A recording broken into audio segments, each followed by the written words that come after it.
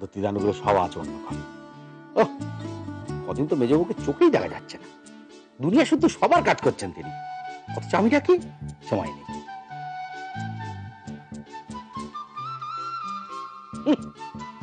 বোন তো নয়, এসেছে তো এক একটা জন্ম 70। কেবল মেজবাবু আর মেজবাবু কেন রে? আরো তো বউ রয়েছে বাড়িতে। যত পীড়িত ওই আমার বউটার সঙ্গে। ওই আসছে। তুমি শোনি এখনো? না, বেশি গরম করছে, পর্দাগুলো সরিয়ে দেবো? কিছু করতে হবে না, তুই তাড়াতাড়ি এসো তো।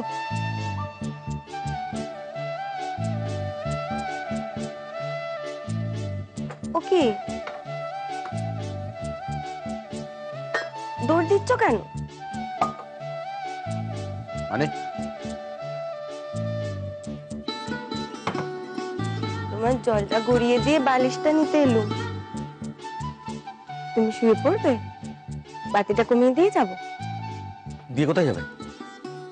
ও ঘরে, কাল তো সব চলে যাচ্ছে, তাই আজকের রাত্রিটা সবাই একসঙ্গে থাকবো।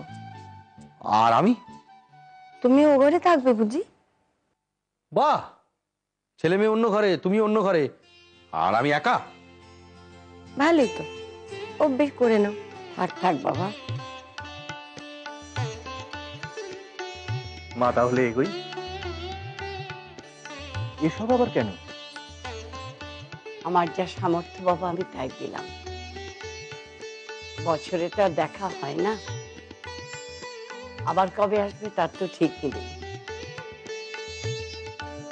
গাড়ি এসে গেছে, গাড়ি এসে গেছে, গাড়ি এসে গেছে। চলি। আবার কবে আসবে দেখি যাওয়ার সময় চোখের জল ফেলতে। মা আমায় ডেকেছো? হ্যাঁ কিছু বলবে? হ্যাঁ, কি হয়েছে বলো তো? রেখা তোমায় কিছু বলেছে? একটু সবুর করো বাবা, তোমার সব ভাইদেরই কিছু বলার আছে আমার।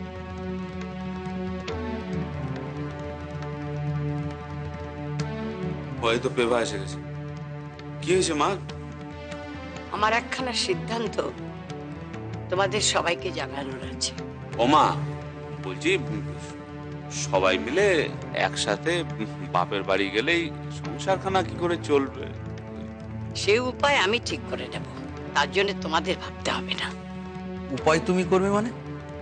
তুমি কোন হাত পুড়িয়ে ছেলেদের ভাত রাখবে নাকি? সে ভাবনা আমায় ভাবতে দে, আমি যা বলছি তোরা তাই কর।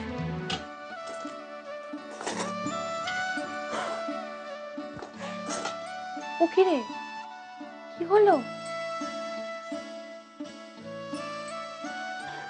উপরে কি হচ্ছে শুনে এসো। কি উপরে আবার কি হচ্ছে?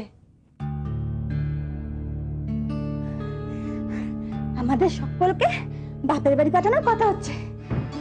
দিদি তোমরা খাও, আমি ওপর থেকে আসছি। ওরে ভাতের থালা ফেলে তুই এখন কোথায় যাবি?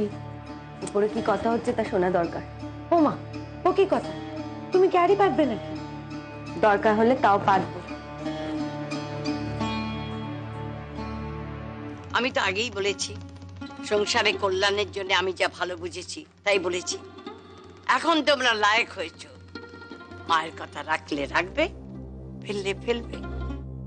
তোমার শালা শ্বশুরেরা খড়ি পাততে পারে, এ খবর পেয়েছো কখনো?